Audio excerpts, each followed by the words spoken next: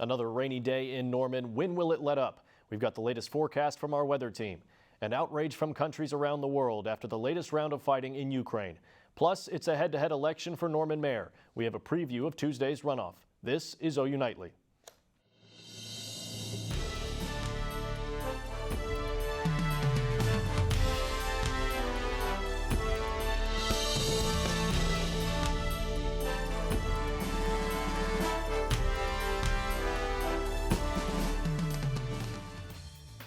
For watching OU Nightly, I'm Dylan Rivera. And I'm Zaria Oates. We begin tonight with the very latest on the war in Ukraine. The scenes out of Bucha, a suburb in Kyiv, are drawing international outrage. Bodies in the street, a mass grave, whole blocks of houses flattened. In response, the U.S. and other Western nations are considering more sanctions on Russia. President Joe Biden wants Russian President Vladimir Putin held accountable. Take a listen to what he said on the matter today. You may remember I got criticized for calling Putin a war criminal. Well, the truth of the matter is so it happened in Bucha. This warrants him, he is a war criminal. But we have to gather the information. We have to continue to provide Ukraine with the weapons they need to continue the fight. And we have to gather all the detail so this can be have a war crime trial. The Russian Ministry of Defense called the footage of dead civilians in Bucha fake, saying, quote, not a single local resident suffered from any violent actions during Russia's occupation of the town. Well, Zaria, we saw some warmer temperatures over the weekend, but Sunday evening brought some heavy rain across the state. Well, you know what they say, though. April showers do bring May flowers. OU Nightly's Robby has a first look at our forecast. Yeah, Zaria, we do have plenty of April showers out today. It's a pretty gloomy looking day across Oklahoma City today. We do have a bit of a lull in rain right now, but don't let that fool you. You're definitely going to need that umbrella tonight because we have some more showers moving into the area right now. And as we go into the evening, we have a 100% chance of rain really across all of southeastern Oklahoma.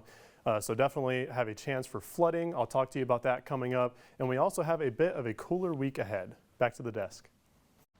Thanks, Robby. Norman could have a new mayor by tomorrow night. Current Mayor Bria Clark and candidate Larry Heikela are on the ballot in the city's runoff election. The runoff is a result of no candidates receiving a majority vote in the February 8th election, where Clark received 46% of votes and Heikela finished with just over 32%. While both candidates have spoken out against the proposed turnpike, they have mainly reinforced their original campaign goals. So working on our infrastructure, a stormwater utility, and making the most of our federal dollars, specifically focusing on affordable housing and addressing homelessness, are three of my top priorities for my second term. First issue is homelessness. I think homelessness has a thing to do with the whole psyche of Norman right now. It also has to do with how many calls police officers have to take. Residents will also vote for the Ward 4 council member, a school board member, and on a water rate increase. And another big issue for Norman residents, talk of a new turnpike that would cut across town. There's an overwhelming negative response to the idea, and today Cleveland County Commissioners met to pass a resolution condemning the turnpike. OU Nightly's Avery Goreman was at the meeting and tells us what happened. The turnpike fight here in Cleveland County is still underway. The Cleveland County Commissioners met here today to vote on a resolution and to discuss the effects the construction will have on the city of Norman. Around 600 residents are in danger of losing their homes. The county commissioners approved the resolution in today's meeting. Let it be resolved, the Cleveland County Board of County Commissioners resolves and petitions the Oklahoma Turnpike Authority to conduct a more extensive and comprehensive due diligence phase before finalizing alignment. The proposed $5 billion project will have a south extension going into the Kickapoo Turnpike down to near Percent. The commissioners also encourage all citizens to keep calling and emailing the Oklahoma Turnpike Authority with their opinions. Now, there are new concerns about COVID tonight. The CDC says a new COVID variant could spread into the country if more immigrants are allowed to enter the U.S. OU Nightly's Emily Faith has that story and the rest of today's national headlines from the News Center. Thanks, Zaria. Medical experts are concerned that surges of the new COVID-19 variant and immigrants could hit the U.S. at the same time. The CDC plans to lift an order from the Trump administration that has been in place since March 2020. This order prevented most immigrants from entering the country. Experts say the highly contagious variant and the possible surge of people entering the country could reverse the downward trend in COVID cases. The order is expected to be lifted May 23rd. In response to that proposed change, Missouri, Arizona, and Louisiana announced today they are suing the Biden administration. The three states are taking a stand against the decision to end the public health policy for immigrants. The lawsuit states there's concern that the policy change will lead to an overwhelming surge at the southern border. Sacramento police made an arrest after 6 people were killed and 12 were wounded in a shooting yesterday in downtown Sacramento. A 26-year-old man is in jail on felony charges. The police say there were multiple shooters. So we now know that at least 3 buildings were hit and 3 cars were also hit by gunfire, and we've recovered well over 100 casings from the scene. We know that there were a lot of shots fired that night, and hence the complexity of the investigation. I just wanted to share that with the public. The police chief says the man arrested is being called a related suspect and is not charged with murder. Today is the 54th anniversary of the assassination of Martin Luther King Jr., and his legacy of civil rights advocacy continues to live on. Back to you. Thanks, Emily. For a lot of families and friends, watching Wheel of Fortune is a nightly tradition. Find out how much it meant for one OU student to live out her dream playing the wheel. Plus, over the weekend, thousands of OU students went out into the community to make a difference. Up ahead on OU Nightly, find out what this experience means to the volunteers.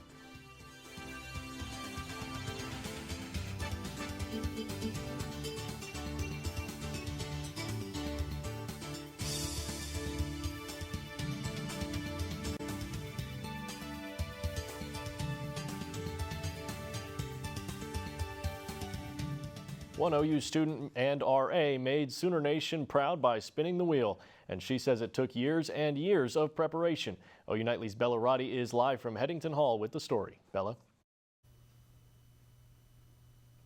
Here in Headington Hall, students gather every night at 6:30 to watch Wheel of Fortune, but this year students had an even better reason to watch.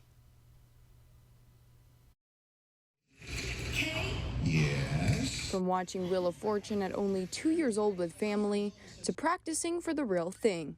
OU student Joya Dean says from one day being on that stage, her life was changed forever. I would say it was a really nerve-wracking experience. Like, watching it, on your TV is way different than being there in person. Like, there's so many lights on you, so many cameras and people watching, so you feel like this added pressure. After the show, Joya Dean returned to campus with her winnings. However, she was surprised to receive all the love and support that came with it. I was so overwhelmed that night. Like, I was trending on Twitter and stuff like that, and people were reaching out to me talking about how great of a job I did, and that was the impact that I wanted to make. And so if I could continue doing something like that with my life, then that would just, I would have accomplished everything that I've ever wanted to do. The closest to her say this moment was more than a dream come true. I see her as a little sister, so to see her actually accomplish one of her dreams, or make her dreams come true, was definitely something that we always talked about, but it was just,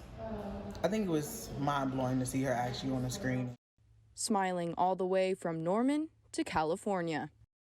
Student Joya Dean plans on spending her time focusing on getting her master's and using her newfound media presence to make a difference. Reporting live, Roddy, OU Nightly. Thanks, Bella. Well, one Saturday every spring, the big event gathers thousands of volunteers to make a difference in our Oklahoma communities. With job sites spanning across the Norman, Moore, and Oklahoma City areas, OU students, faculty, and staff gather together to assist with more than 100 job sites. Volunteers and committee members express the gratitude they feel helping those in need. I think it's just really cool to see all these small elements of work and all these small little projects end up being something really, really big. Job sites come back year after year to get help from big event volunteers. Make sure to register a job site or volunteer with the big event next spring. Well, in just under a month, the University of Oklahoma will be a place full of dancing, music, and sports. Cultural celebrations and football will take over the campus. And storms are expected to continue sweeping across the state throughout the evening. Robby Frost rejoins us now. Robby, how's it looking out there? So we see some thunderstorms moving across the state now. We even have a severe storm down in northwest Texas that we'll have to keep an eye on. Up next, I'll talk about flooding and severe threats.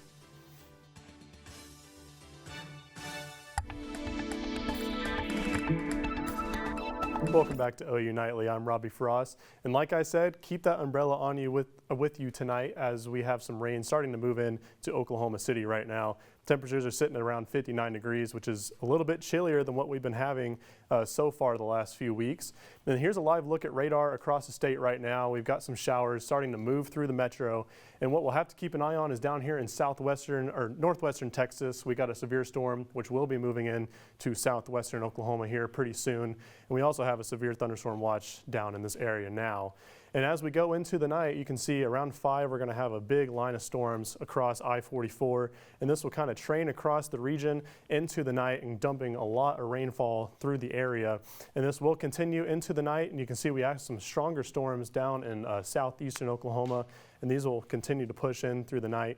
But the main threat for severe weather should be out of here by midnight, and these storms will really start to push out of the area. So by tomorrow morning, you're not going to have to worry about grabbing the umbrella. We do have some stronger storms down in the DFW area and northeastern Texas, but so not anything near as bad here in Oklahoma, but we do have to look out for, like I said, southern Oklahoma along the Red River. That's where the biggest severe threat is tonight.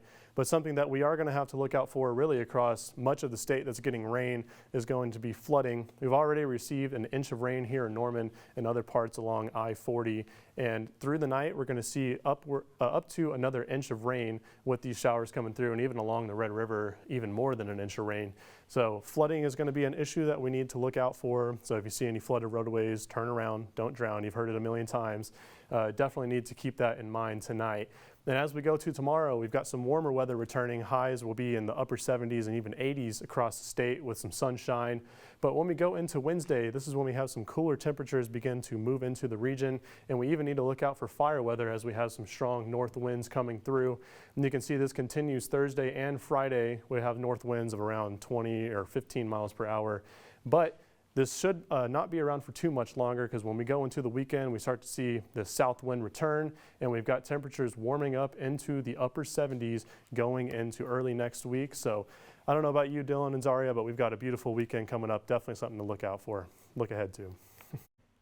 Well, thanks, Robby. Campus will be buzzing on April 23rd, thanks in part to the Native community. OU's American Indian Student Association will be having its 108th annual Spring Powwow. Different tribes will come together and dance and celebrate.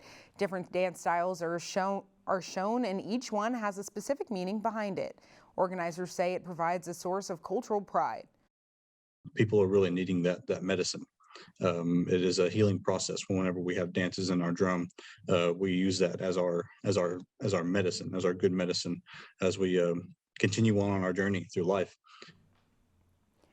The Spring Powwow will be held on the South Oval the same day as the spring football game.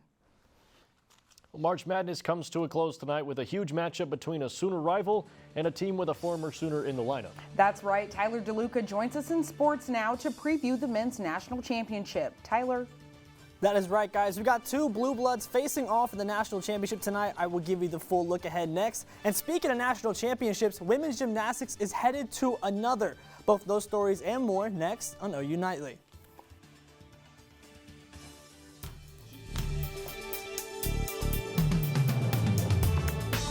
Welcome back to OU Nightly. I am Tyler Deluca, and it is time for sports. For the 18th season in a row, the women's gym team is headed to the national championship. The Sooners defeated Arkansas, California, and Minnesota in the meet to win their region for the 12th straight regional crown. Several Sooners posted career highs, and the team posted their highest vault score of the season. OU now awaits the national championship on April 14th. The absolute wrecking ball, that is the OU softball team, continued their destruction this weekend. After a blowout in the first game, the Sooners matched up with UAB again and played only the 6th complete game OU has played all season. The game remained scoreless until the 6th inning when Jada Coleman and Lindsey Elam hit back-to-back home runs for OU to secure the 2-0 dub. Tulsa is next up for the Sooners on Wednesday. And we'll stay on the diamond, but head to Arlington, where the baseball edition of the Red River rivalry took place at Globe Life Field. After splitting the first games of the series, OU was out to a big 7-1 lead in Game 3 after 6 innings, but then the comeback happened. Number 8 Texas caught fire, scoring 11 runs in the final 3 innings to stun the Sooners. OU looks to bounce back against Oral Roberts tomorrow. And women's tennis was also in action this weekend, and they were able to keep the momentum going. The number 3 ranked team in the nation remained undefeated in conference play when they wrecked Tech 5-2. OU will remain on the road for the next 2 matchups against Iowa State and West Virginia. And the men's March Madness tournament comes to a conclusion today as the North Carolina Tar Heels and the Kansas Jayhawks face off in the national championship. Kansas has been in top form the last 2 games with 2 16-point wins back-to-back against Miami and Villanova to secure their championship spot. And for the Tar Heels, it has been a run full of highlight games, from upsetting the number 1 seed Baylor Bears, extinguishing St. Peter's Fire, to the biggest win in the biggest rivalry in college basketball against Duke. UNC head coach Hubert Davis is making sure his team appreciates the moment but stays locked in. This is a special moment for them. This is a special moment for our program. So I want them to enjoy themselves. And so that's important. But we have more than enough time to prepare for an unbelievable Kansas team, and playing for the national championship. If you're not motivated for that, you shouldn't be playing. And last night, the South Carolina Gamecocks defeated the Yukon Huskies in the women's basketball national championship game. The Gamecocks got out to a lead early, and the Huskies were never able to make a full comeback in the bout between the 2 powerhouse programs. With that win, Don Saley became the first black head coach in NCAA history to win multiple basketball national championships. And for one player, this win was just a little bit sweeter. The National Player of the Year, Aaliyah Boston. Last year, Boston went viral after shedding tears following their Final Four defeat to Stanford. But after the game last night, she was crying some happy tears and provided everyone a championship smile. And Sooner Sports Pad is back tonight with a special feature on a former OU football All-American. You will not want to miss it tonight at 7:30 on Bally Sports Oklahoma. Dylan and Zaria, back to you. Thank you, Tyler. April Fools brought about tons of pranks and jokes, but one prank from a couple of late-night TV stars gave fans quite a surprise. See what cracked up and confused audiences from New York to LA. Straight ahead on OU Nightly.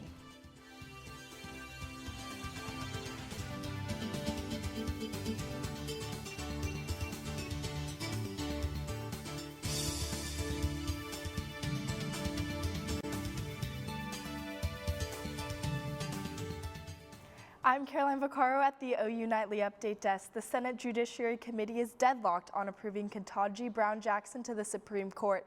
The committee voted along party lines 11-11. This forces an additional procedural discharge vote. It will take 51 votes to discharge the deadlocked nomination. The vote is expected to take place at any moment. That's it for now. Back to you in the studio. Well, as we all know, Friday was April Fool's, so the pranks and jokes were all over, including on The Tonight Show and Jimmy Kimmel Live. That's right, Jimmy Fallon and Jimmy Kimmel decided to prank audience members and fans at home by switching places. Fallon was in LA on ABC and Kimmel was in New York on NBC. The 2 late-night talk show hosts said they've been planning the prank since April of 2020. And before we wrap up, let's go to Robby Frost and his fashionable turtleneck one more time for a live look at the radar. Robby? Yeah, to respond to that real quick, I saved time. I didn't have to tie a tie today, so I think my fashion choice is great. Anyway, though, we are looking at some rain moving across Oklahoma today, and we just got a decent amount of rainfall here in Norman, and it's going to continue. We've got more storms developing down along I-44, kind of around Lawton and Chickasha right now. And we do also have a severe storm to look out for. Looks like it's just east of Wichita Falls right now. So folks in Duncan, Ringling, even Ardmore need to be out on the lookout for this. It has been warned for quarter-size hail and winds gusting up to 60 miles per hour. So could be a little bit of damage to go with this, but definitely something to keep an eye on as we go into the night. So taking one last glance at the 7-day forecast here. Behind this, we've got beautiful weather tomorrow, a pretty gentle breeze behind this, but we do have a bit of a cooler pattern for the next few days and do need to look out for some fire weather as well with some stronger winds coming out of the north. But as we go into the weekend and early next week, we just got some beautiful temperatures ahead, approaching 80s and maybe even a few 90s out in western Oklahoma. Back to the desk. Well, thanks, Robby, and thank you for tuning into OU Nightly. We're live every weekday from Gaylord Hall on the campus of the University of Oklahoma. We'll see you back here tomorrow night live at 4:30. Good night.